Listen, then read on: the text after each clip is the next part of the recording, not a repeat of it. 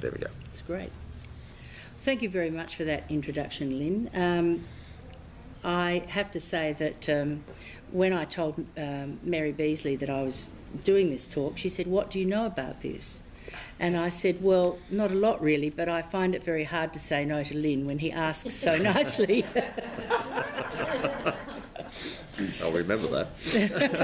So I'm come at this very much as someone who, for whom I would have thought I had no particular interest in the topic, apart from the fact that as a columnist and a media commentator, it has suddenly been thrust upon everybody. And it's become something that I never thought about to something that I think everybody is going to have to be forced to think about somehow. So it's very apposite that we're here today to discuss a lot of the issues. And every day it seems there are more and more experts. Even Peter Reith has come out giving his opinion, you know, so that everybody who's writing a column feels they have to say what they think. So it's definitely there. It's the number one topic of conversation. And I think we're all being forced to confront the moral, the ethical and the legal complexities. And no sooner do you find one thing that it takes you on to another complexity and another one, and soon you're in a maze and you think, how is anybody ever going to sort this out? But sort it out, I think we're going to have to, because I think, as I said, it's been thrust upon us. I think the genie is out of the bottle. I don't think we can turn our back on it anymore. I don't think we can say it's too hard, doesn't concern me, I don't want to know. Australian couples are availing themselves of this commercial transaction because it is, commercial transactions are illegal in our country. And why are they doing this? Well, for various reasons, and also because of the same-sex marriage laws. You know, you can double the number of people who are putting themselves up for this, people who want to have a family and have children.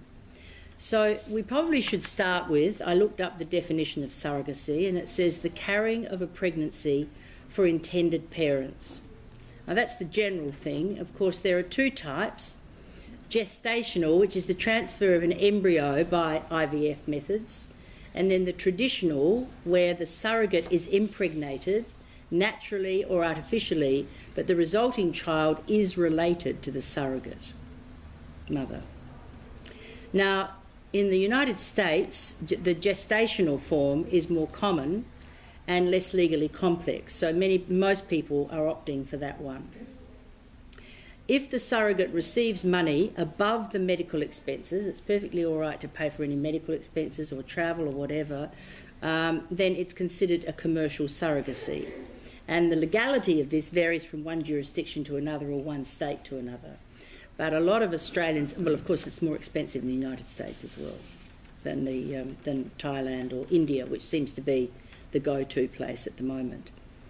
And of course, the main thing that actually worries me, I mean, there's all sorts of things about the mother who's renting her womb to somebody, the whole legal aspects, but it's the child. I mean, what happens if the child is not adopted? I mean, evidently after that, the legality comes in is that the parents can then adopt the child, and the child then becomes theirs, and then they apply for Australian citizenship, and, you know, they're part of our nation. So the issues, of course, are ethical, all right? The other issue is exploitation. The other issue is coercion. And the other issue is who is actually the mother. Should the child have the right also to know of its surrogate mother? These are the questions we have to ask. It's a highly emotional issue. You can't think of a topic, really, that people could get more emotional about, because people are desperate to have this baby or these babies, and then we involve all these other people. And surrogate mothers don't always, you know, react in the way they think they're going to. I've read about surrogate mothers who have great distress at giving up the baby, even though they've signed the contract and they think that they can hand it over without any emotion. They're suddenly in great distress, and they go into deep depression, and they can't cope with it. It ruins their lives. And sometimes surrogate mothers just simply refuse to release the child. They just take the child, they're off. And of course then we have fertility tourism, where countries are competing to get tourists in to go through this process. It's legal. In India, it's probably the lowest cost of all, evidently between $10,000 and $28,000 all up. United States, I mean, God knows. I mean, I did read that Nicole Kidman and her husband had their last baby by a surrogate because Nicole was, well, I mean, they were having problems with fertility. But they had it, they found a wonderful mother in the United States and everything went very, very well. But I imagine that's because they paid top dollar and they got a wonderful organisation and had, you know, the perfect person to carry their child, etc. So I would think if you had the money, probably most people would go there, or they would prefer to have it here if it was legal. So what happens, however, I think, is when we're talking about the rights of the child, what happens when the child is rejected? And as Lynn said, we had a great deal of publicity about baby Gammy, who, because he had Down syndrome, was rejected. And despite what the parents say, I've seen all the footage and I believe the mother. They didn't want that baby. And they took the other one. And then we found out, of course, that the father had been, you know, in jail for child abuse. And I mean, the whole thing just was like a horror stretch. And of course, other instances where people don't like, they left the girl behind and took the boy. Or it might be the other way round. What happens to that child? Who adopts it? Who owns it? Who will take care of it? I mean, in the case of Gammy, it's clearly got a wonderful surrogate mother who does love it, but that's not always going to be the case. You can't always be assured of that. And in Australia, laws are different in each state. However, commercial surrogacy is not legal in any state. So if you wanted to have our medical facilities and our laws, and you'd be in trouble, right? Even though you did, I suppose you could pay someone if you trusted them on the side and have a commercial surrogacy, but it is not legal. Altruistic surrogacy is legal, and that means that you can pay for any medical expenses or whatever, but nothing above that. So the question is there now a need for us to have national legislation? I think it's crazy I personally think it's crazy for states to pass their own legislation and then start to compete with each other. I mean, then we'll have, you know, surrogacy tourism. People will be going to Victoria or going to South Australia to get it or whatever. However, the Prime Minister is not keen on getting into this. It's incredibly difficult. A, I suspect because of his religion, because the Catholic Church is totally against it. And B, because as a politician, it's a minefield. It's probably a no-win situation. You're always going to upset somebody. And nevertheless, I think that it is something we are going to have to face. And I don't think that we can just ignore it because it's too hard. So having come from a position of, well, what's this got to do with me? Not a lot. I'm certainly not in the, you know, at the age or in the position where I would be wanting a surrogate, you know, to have my baby. It does nevertheless affect all of us because it is a very complex social and ethical, moral issue, and anybody who cares about what sort of a country we have and what our values are regarding this and people's rights and human rights and babies' rights, I think we have to come to terms with it. And so I'm really offering this from the point of view very much of this is what I see to be the problems. I do think we have to have national legislation, and I do think we probably have to have some kind of inquiry into it, and people have to sort out the issues, and then somewhere along the line they're going to have to come up with some form of commercial surrogacy. Maybe they have to all agree on a fee, not a really high fee, but a fee, so that it's up to the people if they want to pay it, but it is an agreed fee. Just like it's, you know, you pay above your operations if the doctor wants to charge it above the Medicare, bill. So I present that to you for discussion. That's really where I'm at the moment. I don't have any real answers other than a very strong belief that that's really where what we're going to have to do. Well, thank you very much, Susan, for that. Mark, Over to you to hear your comments. Thank you. Thank you, Lynn, and thank you, Susan, for setting the stage and clarifying something of the landscape. I've been asked to speak about the Christian perspective on surrogacy, and of course, I need to start by saying there's not a single Christian perspective on surrogacy. Like with most other issues, there's a variety of Christian perspectives, and I'll try to paint them for you a little bit in the time I have. As a theologian, I'd like to start by saying my first reflection is that surrogacy is a wonderful theological image. The surrogate is literally someone who takes the place of another. And surrogacy, especially in the sense of altruistic surrogacy, is a wonderful image of someone doing something for another that they cannot do themselves. And you don't have to think very long about that to see the imagery and the implications for how we understand that Christian imagery of what Christ does, taking our place, doing for us what we cannot do for ourselves. So some rich imagery there. Biblically, we certainly have something very much akin to modern surrogacy without the IVF, but the more traditional kind in the story of Abraham and Sarah and Hagar, which is very interesting. And of course, in that situation, we had two people who were not able to conceive, and so they decide to use a surrogate. And so at least there would be the genetic offspring of the husband in the situation of Hagar, and of course Ishmael was born. And intriguingly, that's never condemned. The Bible doesn't condemn that. However, it's very clear that problems arose. And I think we begin to hint right there some of the Christian ethical concerns about the rights of those who might be oppressed or poor. Because we have a servant girl in Hagar from Egypt who's away from her own country, away from her own people, who probably really doesn't have much optional choice to say no in the situation. And of course later they decide that they don't need the baby because they end up having one of their own, in the famous case of Isaac. So suddenly both Hagar and Ishmael are at risk. And of course in the biblical story it's God himself that intervenes on their behalf. So from a Christian perspective we also see the concern of God for the surrogate mother, for the child who turns out in the end not to be wanted, to be inconvenient. And I think that says something to us very strongly as well. But if there's no specific theological, biblical, clear injunction against this, why do we see such opposition?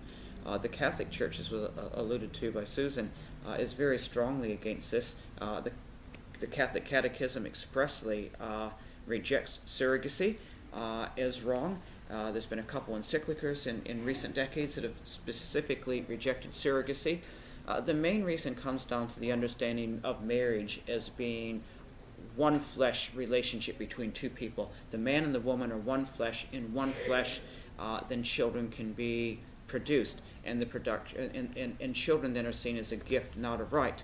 And those are the two poles of the argument of the Catholic Church. First of all, children are a gift, not a right. And secondly, if marriage is understood as the union of this takes place and it's one flesh, surrogacy introduces a third party, which they find morally objectionable. So the official Catholic rejection of surrogacy, although some modern Roman Catholics will kind of ignore that and question it, but the official Catholic policy is to reject this. Among Protestants, it's a bit of a dog's breakfast. You find some Protestants who are very accepting, and if it's something that if there's people that need something and the technology and the possibilities there and no one seems to be hurt, fine, do it. There are others who tend to reject it on the basis it doesn't seem natural. It's not the way God planned it. So we do tend to find a variety of views. My own personal view is that there is nothing per se theologically, biblically that makes surrogacy wrong or objectionable. However, there are significant ethical concerns revolving around the right of the surrogate mother, because these are often someone who can be from a poor, oppressed kind of situation, the right of the child, and of course the rights of the surrogate parents, which are extraordinarily complicated. And just in the newspaper, since I was asked, I think you tracked me down when I was traveling, doing some work in Brisbane last week, and I wrote back saying, I'm not really an expert on this, but here's my opinion. And Lynn went back and said, that's good. So there aren't really any experts right now on it, as Susan had mentioned, but a lot are coming out of the woodwork.